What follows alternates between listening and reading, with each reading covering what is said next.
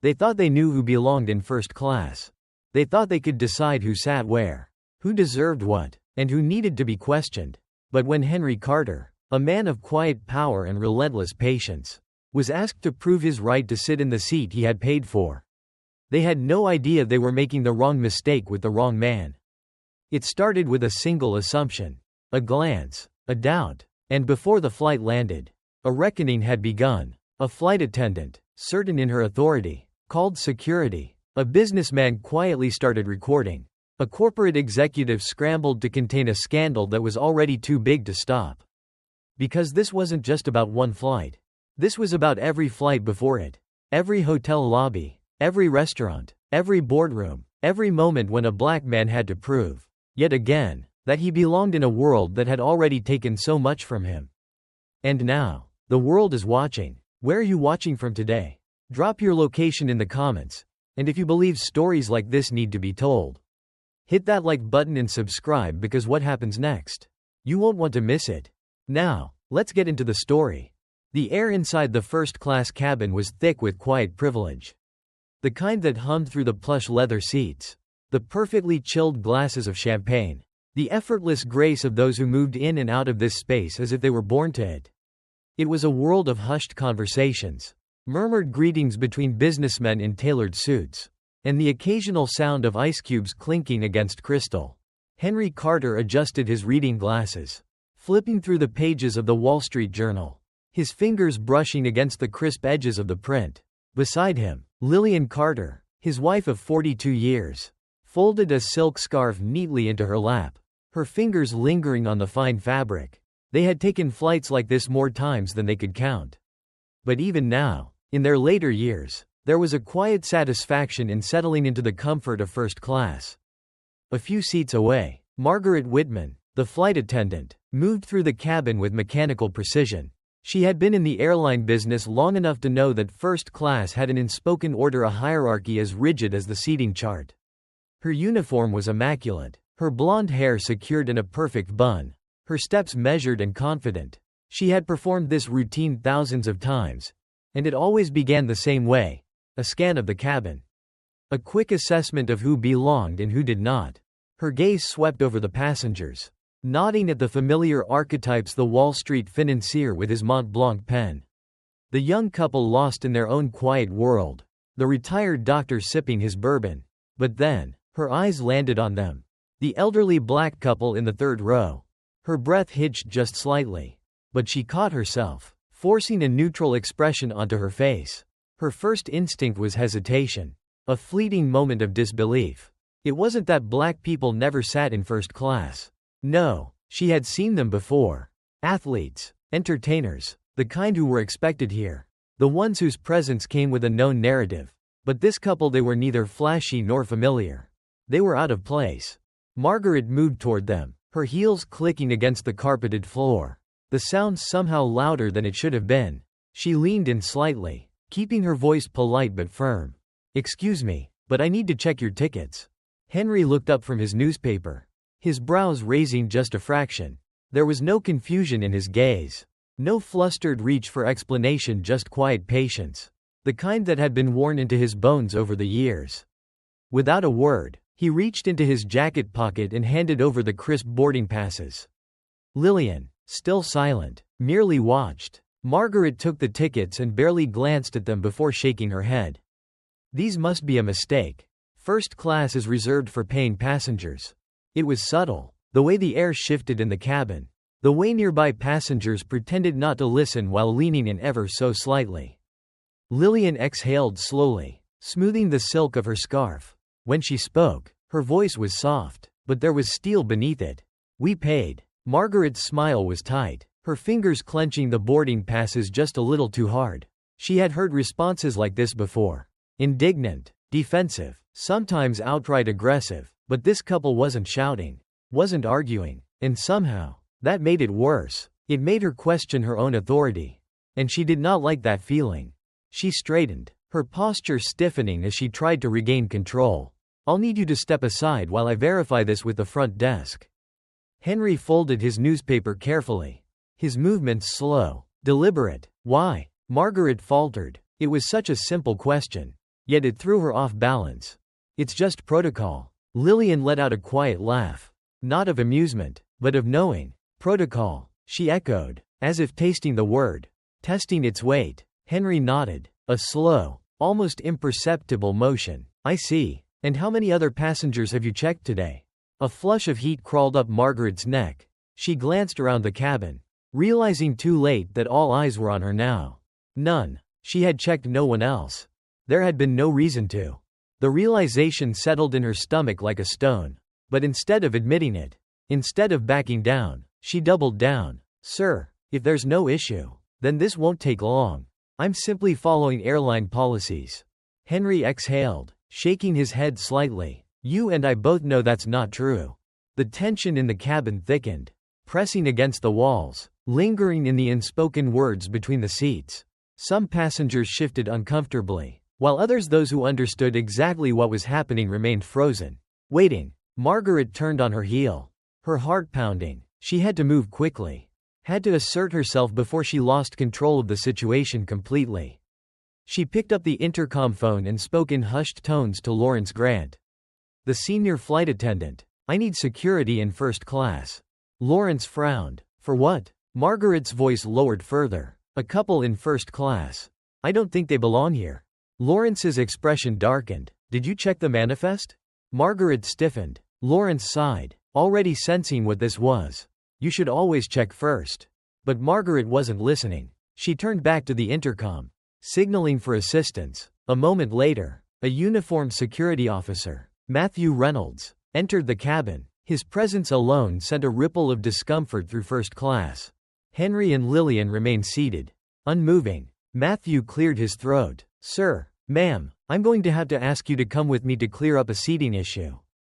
Henry adjusted his glasses. A seating issue. He repeated the words slowly, as if testing them. Our tickets are right there. Matthew hesitated, then glanced at Margaret, who gave him the smallest nod of encouragement. He turned back. This is just protocol. Lillian folded her arms across her lap. And if we refuse? The question hung in the air, sharp as a blade. Margaret exhaled sharply. Then we'll have to insist.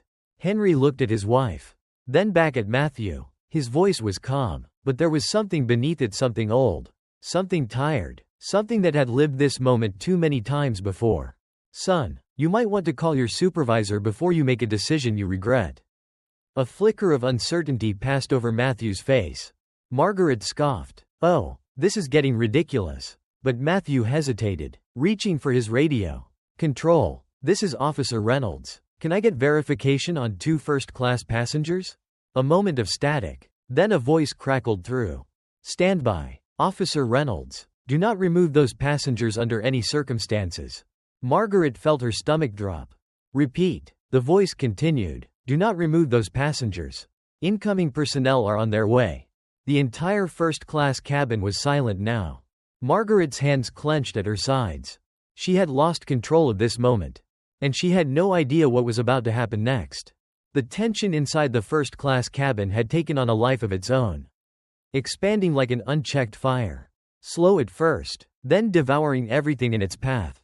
The hum of the plane's engines, once a comforting background sound, now felt like a heartbeat, heavy and deliberate. Margaret Whitman stood rigid, her hands clenched at her sides, her chest rising and falling in shallow, measured breaths. She had heard the voice on the radio, do not remove those passengers under any circumstances. The words echoed in her mind, sharp and unforgiving. Matthew Reynolds, the security officer, hesitated, the radio still crackling faintly in his grip. He wasn't a fool. He had been in this job long enough to know when a situation was shifting into dangerous territory, when he had stepped onto ground more uncertain than he'd planned. But he had also been trained to follow orders. And now the orders were contradictory. Henry Carter sat still, his fingers pressed lightly against the armrest of his seat. He did not speak, did not move, only watched. Lillian, beside him, adjusted her scarf with the kind of slow precision that only came with age and experience. She had seen this moment before, had lived it in countless different ways. The performance of doubt, the ritual of suspicion, the weight of having to prove one's right to simply exist in a space where others assumed they did not belong. Margaret, still grasping for control, let out a tight breath. There has clearly been some kind of miscommunication, she said, forcing an even tone. If you'll just cooperate, we can clear this up quickly. Henry tilted his head slightly.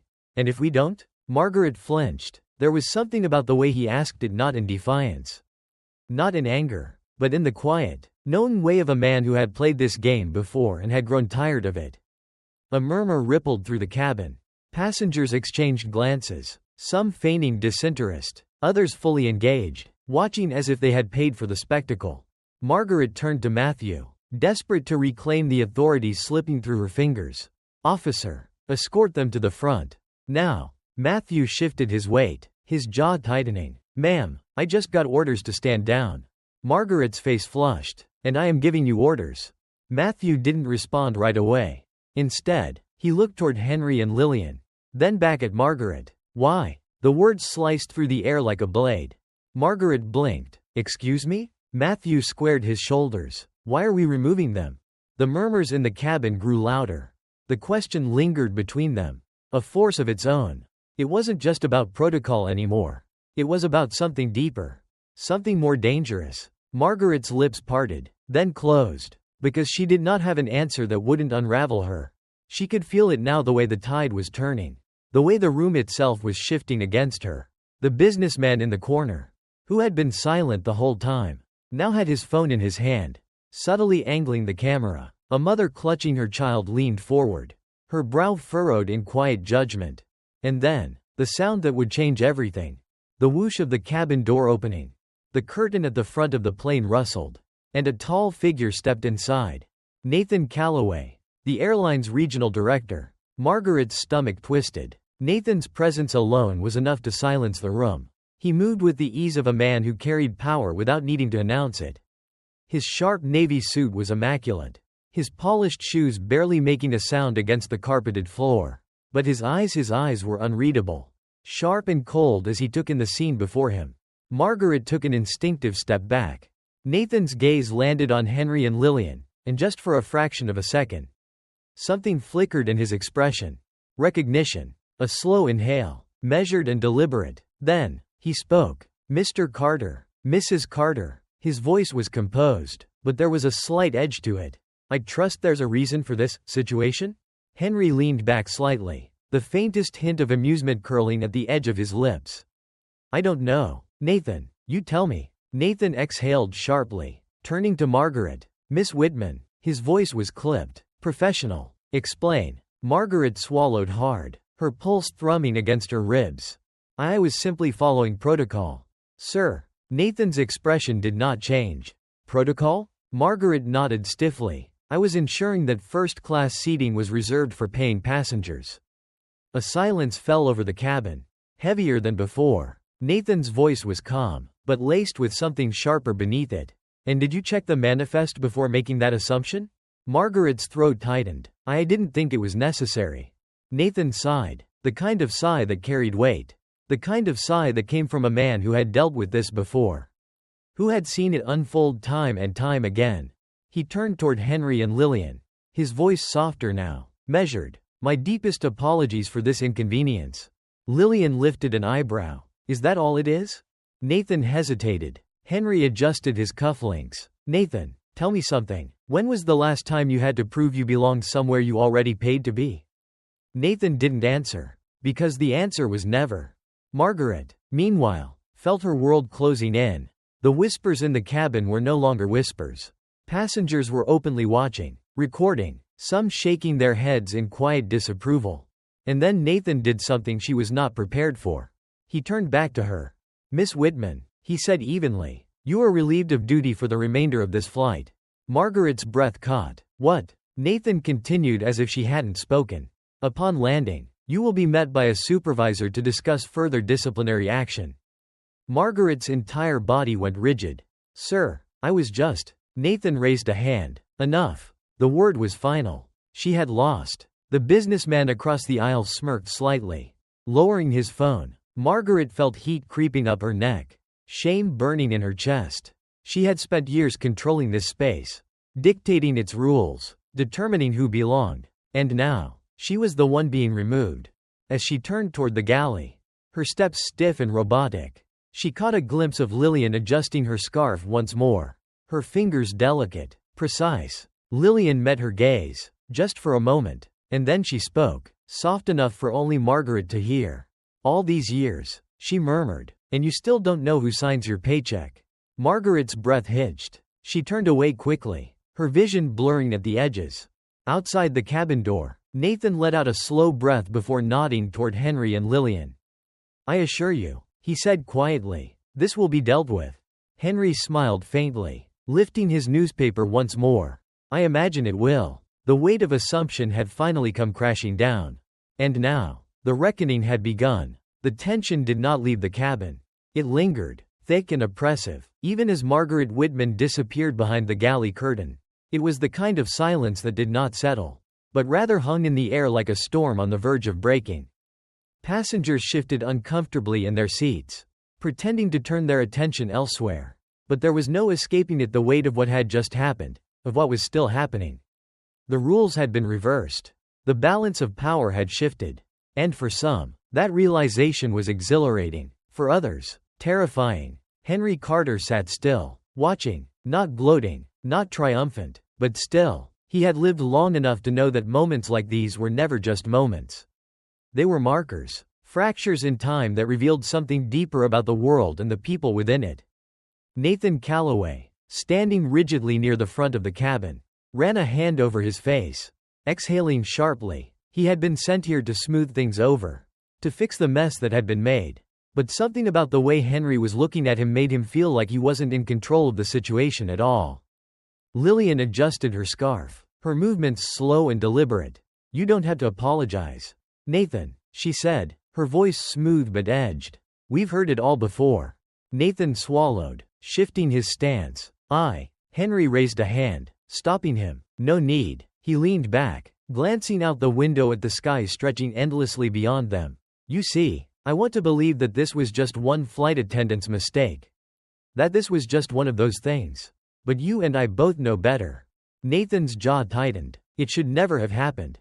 Henry let out a short, humorless laugh. "Oh, but it always happens. Maybe not like this. Maybe not with a uniform and a radio call. But we've been asked to prove ourselves more times than I can count." "And the worst part?" He turned to Nathan now, meeting his gaze. "No matter how many times we prove ourselves, it's never enough." Nathan had no response to that. Lillian sighed, crossing one leg over the other. "I do wonder, though, if we weren't who we are, would we have made it through this flight at all?" Her voice was casual, almost conversational, but the weight of her words sent another ripple through the cabin. Nathan glanced at the passengers, aware of the eyes darting toward them and then quickly away. A businessman in a navy suit who had been silent the entire time was still clutching his phone. The screen dimmed but clearly recording. Nathan turned back to Henry. "I promise you, this will be handled." Henry nodded, his expression unreadable. "I imagine it will." A soft voice spoke up from across the aisle. It was wrong. Heads turned. It was Isabel Carter, a young mother with a toddler resting against her shoulder.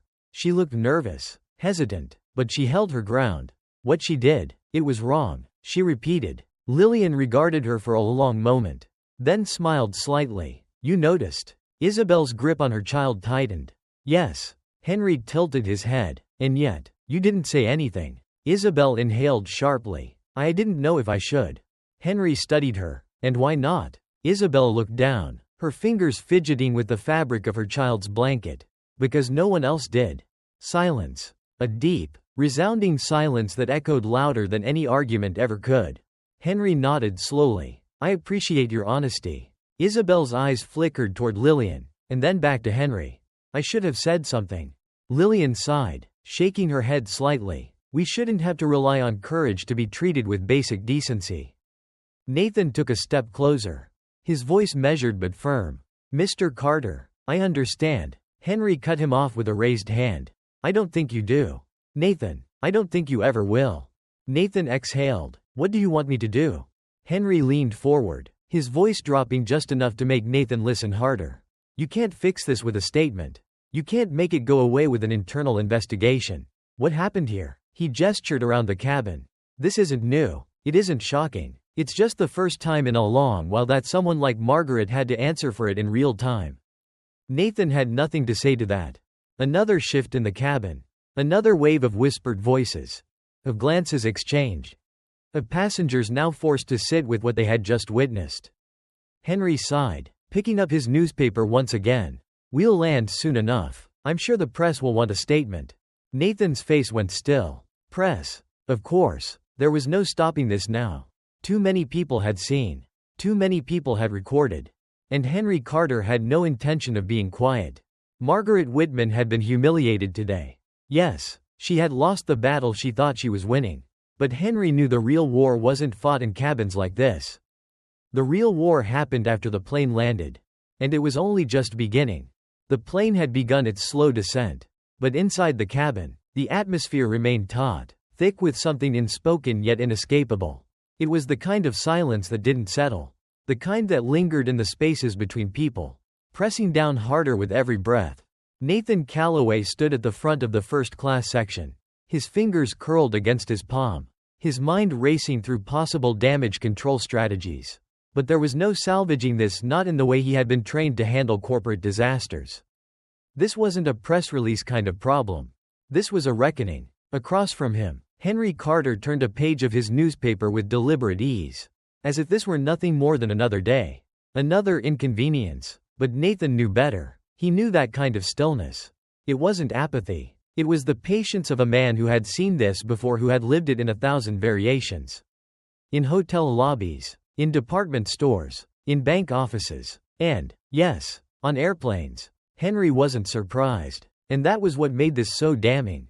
Lillian Carter sat beside her husband, her hands folded neatly over her silk scarf, her gaze still sharp, still steady. She had nothing more to say. Not to Nathan, not to anyone in the cabin. She had spoken enough. The weight of her silence now rested on the people around her. A judgment in its own right. And then, there was Margaret Whitman. She sat in the galley, her back against the counter, her hands clasped so tightly in her lap that her knuckles had turned white. She had spent the last 15 minutes staring at nothing, at everything, at the unraveling of her carefully built authority. She had worked for years, to command the respect of her colleagues, to assert herself in the hierarchy of the airline.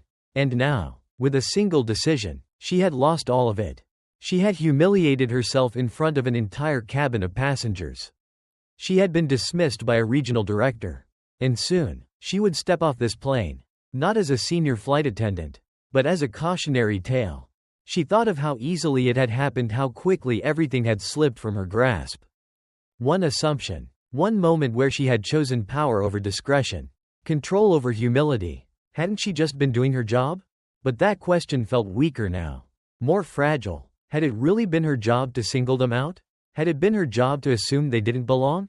The plane jolted slightly as the landing gear engaged, and she exhaled, her stomach twisting. The real fallout hadn't even begun yet.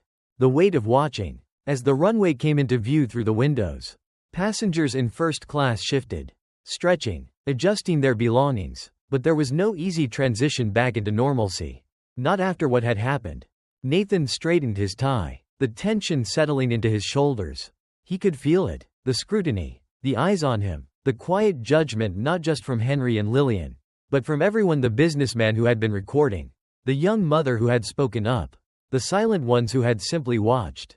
And that, he thought, was the most dangerous thing of all. Because for every Margaret Whitman, there were 100 others who simply watched. People who saw injustice and sat quietly. Who convinced themselves it wasn't their place to interfere. People who believed, deep down, that it wasn't their fight. Henry Carter was right. The problem wasn't just Margaret. The problem was all of them. The plane touched down with a gentle but decisive thud, rolling smoothly along the tarmac. The tension did not ease. Nathan turned to Henry one last time. Mr. Carter. Mrs. Carter again. I sincerely apologize. Henry finally closed his newspaper, folding it carefully before setting it on the tray table. He met Nathan's gaze, and for the first time, there was something else in his expression. Not anger, not resentment, disappointment. Nathan found that he couldn't hold his gaze for long. The landing that changed everything. The intercom crackled. Ladies and gentlemen, welcome to our destination. Please remain seated until the aircraft has come to a complete stop. On behalf of our crew, "We thank you for flying with us today." The voice was calm, professional, but the words were empty now. No one in first class was really listening. They were waiting for what would happen next. The flight crew moved quickly, mechanically, as the doors unlocked and the jet bridge extended. But before anyone could stand, a figure stepped onto the plane. Not another flight attendant, not another airline executive. It was Samuel Tate, one of the highest-ranking members of the airline's executive board. Margaret, still in the galley, felt her breath catch. Tate was never called in for simple disciplinary matters. If he was here, it meant this had gone beyond a single flight. This was a full-blown incident. Passengers whispered. Some pulled out their phones again, subtly tilting them to record. Tate's expression was unreadable as he strode down the aisle, stopping in front of Henry and Lillian. "Mr. Carter," he said, his voice smooth but heavy. "Mrs. Carter." He nodded once. "If you'll allow me a moment?" Henry studied him, then gestured for him to continue. Tate straightened. "On behalf of the airline, I extend my deepest apologies for what happened on this flight. I assure you, this situation will be handled at the highest level." Lillian simply smiled, the kind of smile that wasn't really a smile at all. "Oh, I imagine it will be." Tate hesitated. "We value your patronage and—" Henry lifted a hand, stopping him. "Mr. Tate." His voice was quiet, but it commanded the entire room. "Tell me something." Tate nodded. "Of course." Henry leaned forward slightly. "How many times has this airline apologized to people like me?" A slow murmur spread through the cabin. Tate hesitated just a fraction too long. Henry tilted his head. "I'll make it easier for you. How many times has someone in my position been given an apology after they've been humiliated? After they've been asked to prove they belong?" Tate exhaled. "Mr. Carter." Henry gave a small, knowing smile. "And how many times have you apologized before it happened?" Silence. The answer was obvious. Lillian shook her head slightly. "That's the problem, Mr. Tate." Nathan Calloway shifted beside him. Jaw tight, hands folded. He had no words. Henry straightened. "I'm sure you'll do what you have to do. Remove your flight attendant. Release a statement. Make sure this doesn't happen again." He let out a breath. "But you and I both know it will happen again." Tate's face remained carefully neutral. "We'll do better." Henry smiled again, but there was no warmth in it. "We'll see." With that, he stood, offering his arm to Lillian, who took it gracefully. Together, they walked toward the exit, moving with the quiet, unshakable dignity of people who had carried this burden before and would carry it again. Passengers parted to let them through. Some whispered, some nodded in silent respect. Some simply looked away. Margaret, still in the galley, did not move. She knew, without being told, that her career had just ended. But the worst part? It wasn't because of what she had done.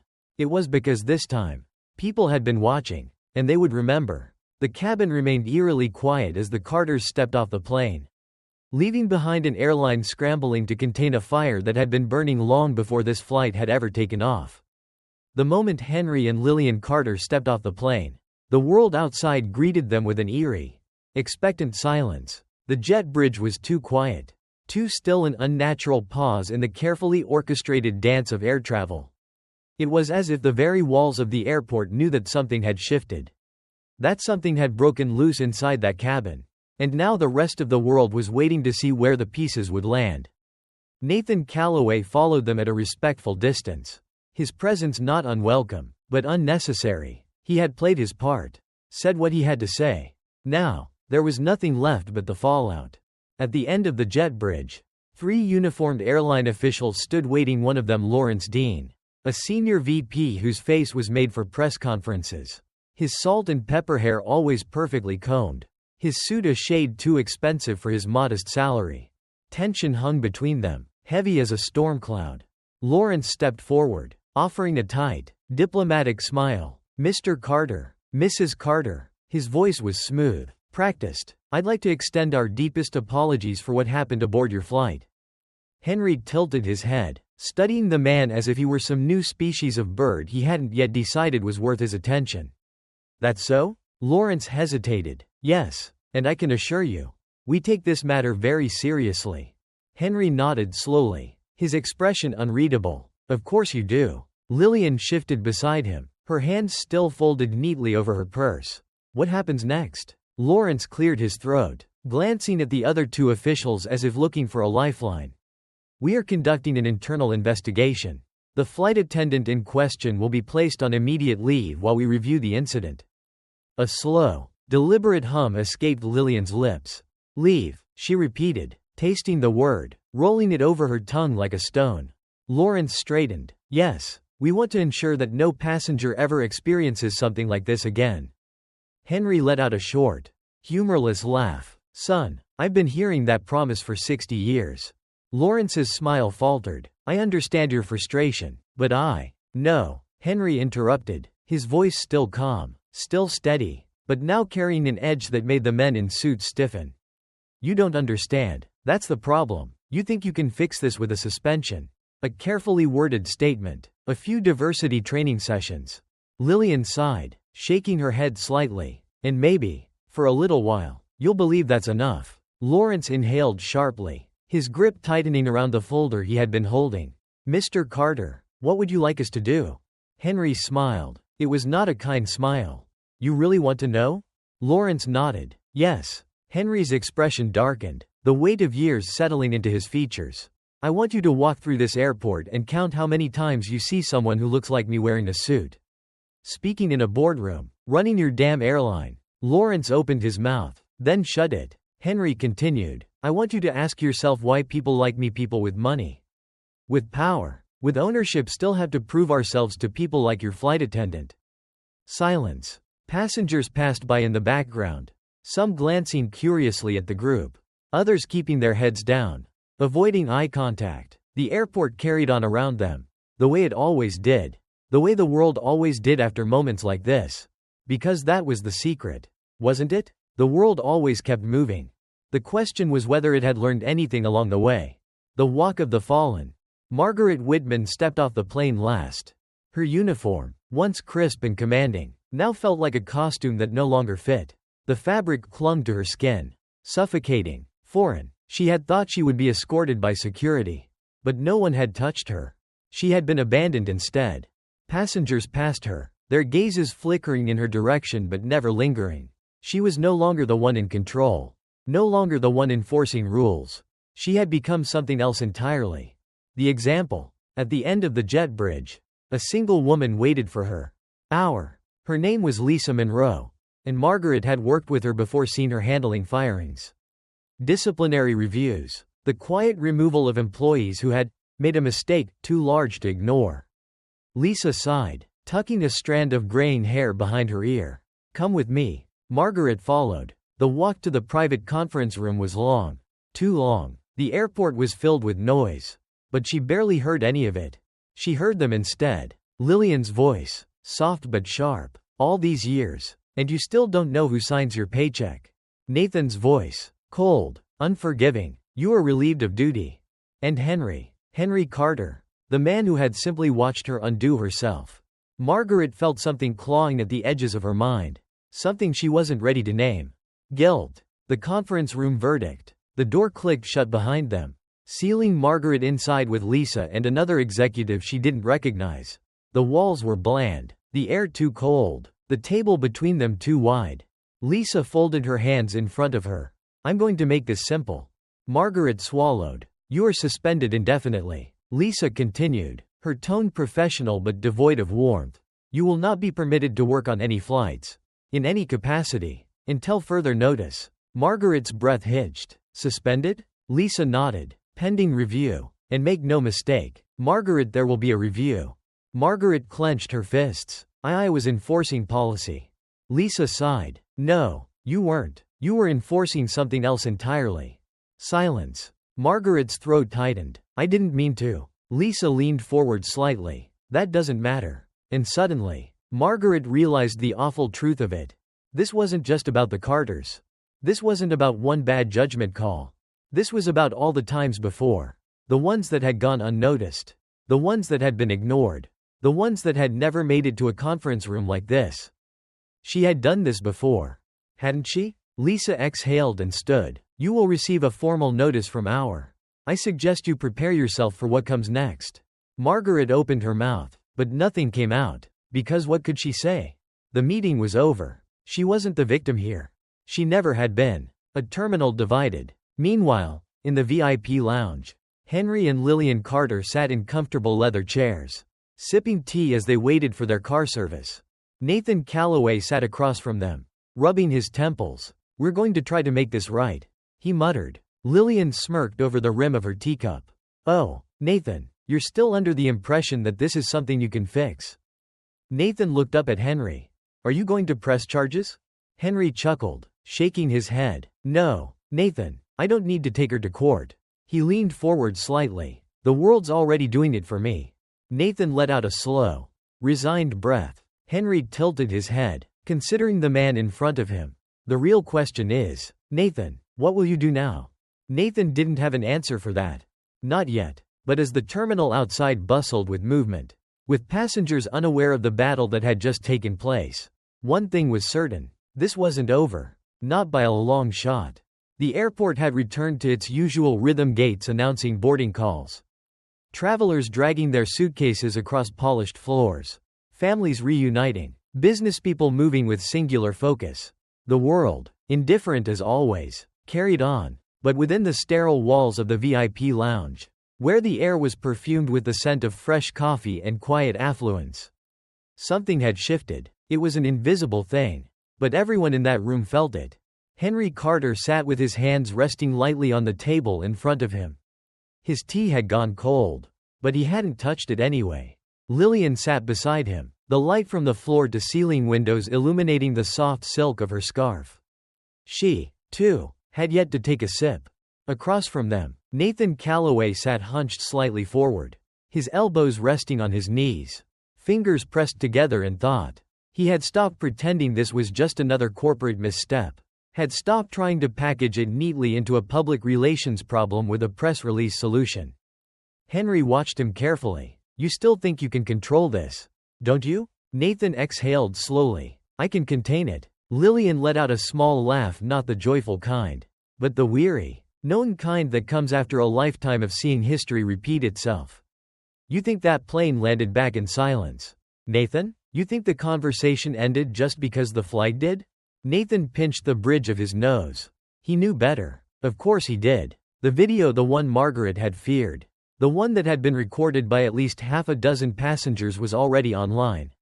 It was already being watched, shared, dissected. "I'm telling you now," Henry said, his voice calm but full of weight. "This isn't staying in first class." Nathan straightened, his eyes sharp. "And what do you want?" Henry took his time, adjusting his cufflinks, as though considering the question. Then, he leaned in. "I want to know what you've learned." Nathan hesitated. Henry smiled, but there was no warmth in it. "Because I can tell you what I've learned. I've learned that it doesn't matter how much money I have, how many businesses I own, how many times I fly first class. The world will still find a way to remind me that it thinks I don't belong." Nathan swallowed hard, shifting in his seat. Henry continued, "I've learned that no matter how much you try to keep it quiet, this moment will be louder than you." Nathan's face remained neutral, but his fingers twitched against his knee. "You think I'm going to let this die in some HR office?" Henry's voice dropped, low and dangerous. "You think I'm going to let your airline slap a diversity training sticker on it and call it resolved?" Nathan inhaled sharply, his jaw tightening. He had spent his career maneuvering through corporate scandals, handling crises before they became disasters. But this was something different. Lillian finally spoke, her voice softer than Henry's but just as sharp. "You want to contain it? Then tell me, how do you contain the truth?" Silence. Nathan had no answer. Meanwhile, in the hallways of consequence, Margaret Whitman's footsteps echoed down the hallway leading out of the conference room. She walked like a woman who had just been sentenced. Because in a way, she had been. Her indefinite suspension hung over her like a noose, tightening with each step. She had spent decades building her authority in the airline industry. And now, it was all slipping away. At the employee exit, Lisa Monroe, the HR official, stopped walking. "This is where we part ways, Margaret." Margaret turned, her voice hoarse. "Lisa, Lisa raised a hand. "Stop." Margaret swallowed, her throat dry. Lisa exhaled, studying her carefully. "I need you to hear me when I say this." Margaret said nothing. "This isn't just about the Carters." Lisa's voice was steady, unwavering. This is about all the people you did this to before them. The ones who didn't own an airline. The ones who had no power. The ones you called security on without thinking twice. Margaret's breath hitched. Lisa shook her head. It's too late for explanations. She sighed. You want to know why you're here?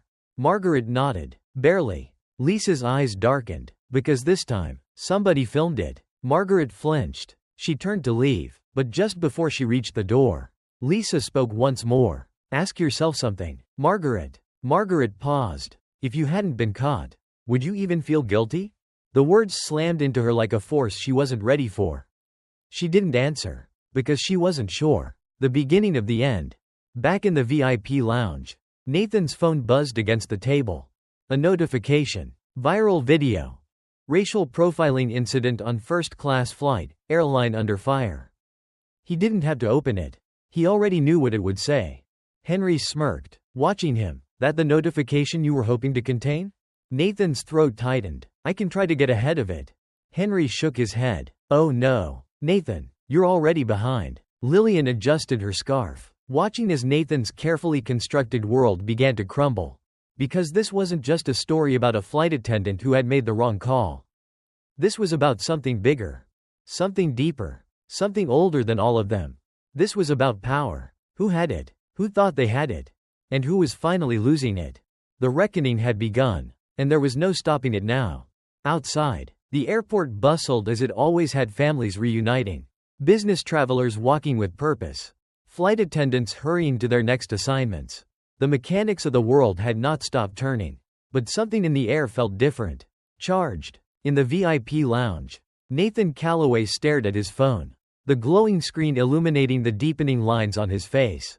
The video was everywhere now, news outlets, social media, personal blogs, all dissecting the moment where Margaret Whitman had made a choice and lost everything. The headlines were brutal. First-class flight, second-class treatment. Airline faces backlash over racial profiling incident. Power, privilege, and the price of assumption. What happens when the wrong people get humiliated? Nathan rubbed his temple. He had been in the corporate game long enough to know what came next. This wasn't just an airline issue anymore. This was a national conversation. He looked up. Henry Carter was watching him. A patient expression on his face. Waiting, the same way he had waited on the plane. In his first-class seat. When Margaret had forced the moment upon him. The same way he had waited as Nathan stammered out apologies. Damage control words that felt weak the moment they left his lips. Henry Carter had been watching men like Nathan his entire life. You're still thinking like a company man, Henry finally said. Nathan frowned. What's that supposed to mean? Henry tilted his head, considering the younger man in front of him. I mean, you're already planning your next move. You're thinking about which lawyer you'll consult, which publicist will write the statement, which reporter you'll grant access to in order to control the story. Nathan didn't deny it. Henry smirked, nodding to himself. That's the problem. You still think this is a story. He leaned forward. This isn't a story, Nathan. This is the truth. Nathan inhaled deeply, his hands tightening into fists. Then what do you want? A press conference? A personal apology from the CEO? You want me to fire everyone involved? Henry sighed, shaking his head. Boy, you still don't get it. Lillian Carter, quiet until now, set her teacup down carefully. The sound of porcelain meeting glass cutting through the conversation like a blade. What we want, she said, her voice smooth but heavy, is for this to stop happening. Nathan sat back, exhaling slowly. That's what none of you ever understand. She continued. We don't want an apology. We want to stop being the people who always have to accept one. Silence. Nathan looked away, the weight of the moment pressing against his chest. But then, another sound interrupted them. The airport televisions, mounted in the corners of the lounge, flickered with breaking news. The same footage that was tearing across the internet now had the official network stamp of approval. A news anchor, stiff and professional, stared into the camera. The video you're about to see has sparked outrage nationwide. It shows a first-class passenger being asked to prove his right to be in the seat he paid for. The passenger? None other than Henry Carter, one of the most influential black entrepreneurs in the country. Nathan closed his eyes. It was too late. Meanwhile, in the shadows of consequence, Margaret Whitman sat in the airport employee lounge, a place that had once felt like a sanctuary. Now, it felt like a waiting room for the condemned. She wasn't alone, some of her coworkers were there, pretending not to stare, pretending to be focused on their phones or sipping bad coffee. She could feel their judgment, their pity, their quiet curiosity. Some of them, she suspected, were glad to see her fall. She had spent years enforcing her standards, making sure the rules were followed as she saw fit. And now, there was nothing left but the ruins of the power she had once held. Her phone buzzed with messages, some from former colleagues, some from people she barely knew. "Damn, Margaret, they really threw you under the bus." "Huh? I saw the video. You okay?" And then, the ones that really stung. "I always knew you were like this. You thought you were just doing your job? No, you were just finally getting caught." Her hands trembled. Was that true? Had this always been inside of her? Had she always looked at people like Henry Carter and seen a challenge instead of a customer? Had she always been the kind of woman who would call security first and ask questions later? Lisa Monroe, the HR official, walked in. Margaret stiffened. Lisa gave her a long look before finally speaking. "You should go home, Margaret." Margaret's throat tightened. "Is it permanent?" Lisa sighed. "HR will have a meeting. The board will have discussions. But let's not pretend we don't know where this is going." Margaret's breath came shallowly. Lisa raised a hand. "Just go home." And with that, Margaret Whitman picked up her things, walked out of the lounge, and disappeared into the airport crowd, just another person with a suitcase and nowhere to go. Back in the VIP lounge, a final warning. Henry Carter was no longer watching Nathan. He was watching the television, watching his own name scroll across the news ticker, watching the moment when Margaret had taken the boarding passes from his hands, when her face had hardened with certainty that he did not belong. Watching himself sit still, unmoving, waiting for the world to catch up to the truth he had always known. Nathan exhaled sharply. "This is going to get bigger." Henry chuckled, shaking his head. "Oh, Nathan, this was always big. It's just that now, it's yours to deal with." Nathan clenched his jaw. "What do you want me to do?" Henry turned to him, his voice quiet but unshakable. "I want you to stop thinking you can fix this. I want you to understand that you've been living in a house that was built on a foundation that was never solid to begin with." Nathan swallowed, suddenly feeling the weight of all of it. Lillian sighed, adjusting her scarf one last time. "And if you don't?" Henry smirked. "Then next time, it won't be me in that first-class seat." Nathan frowned. Henry leaned in. "It'll be someone with nothing to lose. And by the time you're apologizing to them, it won't be on a plane." Nathan's stomach turned. "Where will it be?" Henry Carter smiled. "At a courtroom." The weight of the moment crashed down on Nathan like a tidal wave. This wasn't just about Margaret. This wasn't just about one flight, one mistake, one moment. This was about everything that came before it. And now? Now, the whole world was watching. And they weren't going to look away. The weight of the moment had settled across the city, stretching far beyond the walls of the airport, beyond the quiet luxury of the VIP lounge, beyond the corporate boardrooms where damage control meetings were being hastily assembled. It was in the streets now. In the way people whispered about it in coffee shops, shaking their heads. In the way news anchors shifted uncomfortably in their chairs, speaking in measured tones as if careful not to let too much truth spill out. It was in the newspapers. Airline faces national backlash after racial profiling incident. The cost of assumption. What happens when the wrong black man is humiliated? How many times will we watch the same story? And it was in the homes of people who had seen this before, who had lived it before, who had been Henry Carter before. The boardroom of regret. Nathan Calloway sat in a corporate boardroom, his suit perfectly tailored, his tie just loose enough to feign composure. Across from him, Lawrence Dean, the senior VP, stood at the head of the long glass table, his expression severe. Around them, other executives sat stiffly, watching, waiting for the decision that had already been made. Nathan knew what was coming. Lawrence cleared his throat. "Margaret Whitman has been terminated." No surprise. The airline had no choice. Someone had to burn for this. Nathan barely reacted. Lawrence continued. "The Carters have refused a settlement." Nathan's jaw tightened. That, too, was expected. Henry Carter didn't need their money. He wasn't looking for hush money or a carefully crafted apology. He wanted something much more dangerous. He wanted accountability. Lawrence exhaled. We need to contain this before it spirals further. Nathan let out a bitter laugh. We're already too late. Lawrence's eyes narrowed. Then what do you propose we do? Nathan looked around at the executives in the room. Men and women who had spent their careers making sure these kinds of problems never made it to their desks. Nothing, Nathan said. Lawrence blinked. Excuse me? Nathan sat back, his voice steady. There is nothing we can do. Because this isn't just about our airline anymore. This isn't about Margaret or about one flight. This is about something bigger. A long silence filled the room. Then, Lawrence leaned forward, his voice lowering. So what? We just let this happen? Nathan stared at him, something sharp in his expression. It was always happening, Lawrence. We just weren't paying attention. Meanwhile, in the streets, the footage of Henry Carter's humiliation played on television screens across the country. But what the executives feared most wasn't the video itself. It was the conversations it had started. At a diner in Atlanta, an older black man stirred his coffee slowly, watching the news with tired eyes.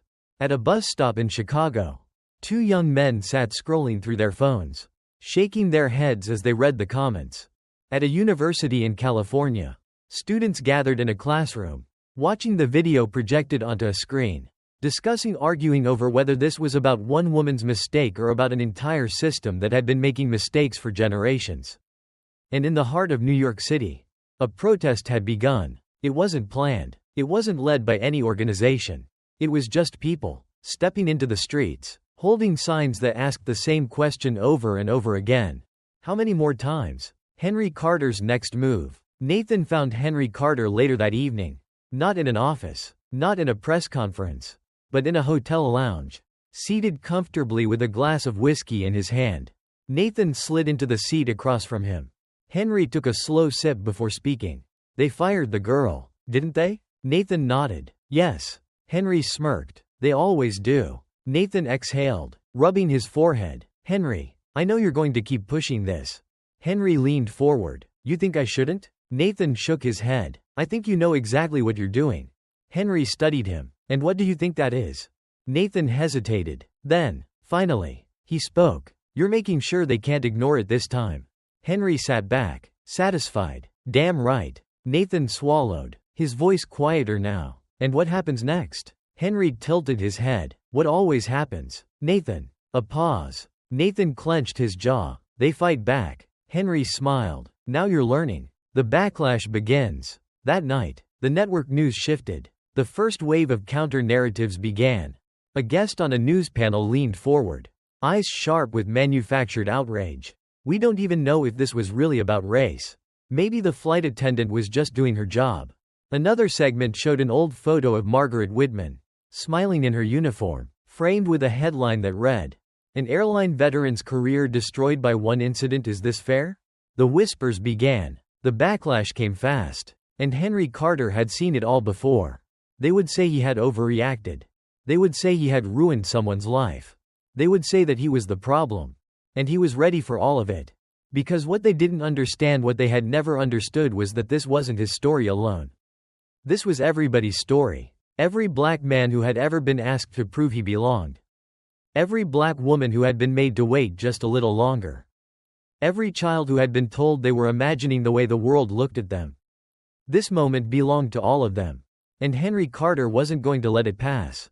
One final warning. Nathan watched Henry as he took another slow sip of whiskey. As composed as ever. Do you think they'll learn from this?